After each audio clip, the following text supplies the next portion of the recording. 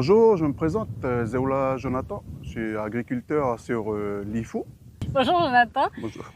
Sur ta parcelle notamment, tu as mis en place différents types de paillage sur Ignam. Est-ce que tu peux nous expliquer un peu ce que tu as mis comme paillage?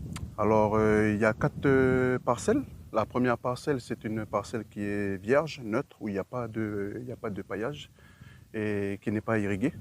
Et la deuxième parcelle, c'est un paillage naturel. La bourre de coco, de la paille, les fientes de poule, également les feuilles de cocotier et de bananier. Et sur la troisième parcelle, c'est un paillage en plastique. Et la quatrième parcelle, c'était un paillage naturel. Dans cette dernière parcelle, c'est une autre culture qu'on a mis en place, c'était la pastèque. D'accord. Voilà. Du coup, sur la culture d'Ignam, est-ce que tu as observé des différences sur ton sol ou sur ta culture avec ces différentes modalités de paillage? Oui, sur la deuxième parcelle, dans le paillage naturel, le rendement il a été plus bénéfique par rapport à celui il y a le paillage en plastique. Et au niveau du sol, est-ce que tu as pu observer quelque chose? Oui, alors la présence de vers de terre et d'autres insectes comme les mini mille-pattes là. Ouais, pas mal de vie dans le sol.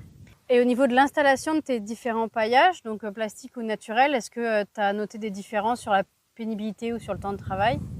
Oui, ben c'est plus au niveau du temps pour le paillage naturel, ça a été plus rapide par rapport à le paillage en plastique où c'était un peu plus pénible. Comme on n'a pas la machine, on était obligé ça a demandé du personnel, quoi, beaucoup de monde pour le tirer, puis après ensuite installer. Puis, du coup, le paillage naturel, il est mieux par rapport à le paillage En plastique. plastique.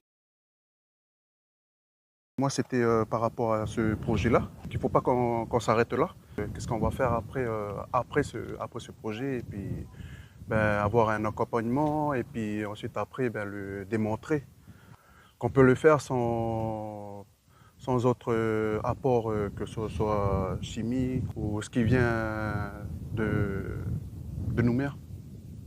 Voilà. Ok. Merci Jonathan. Merci.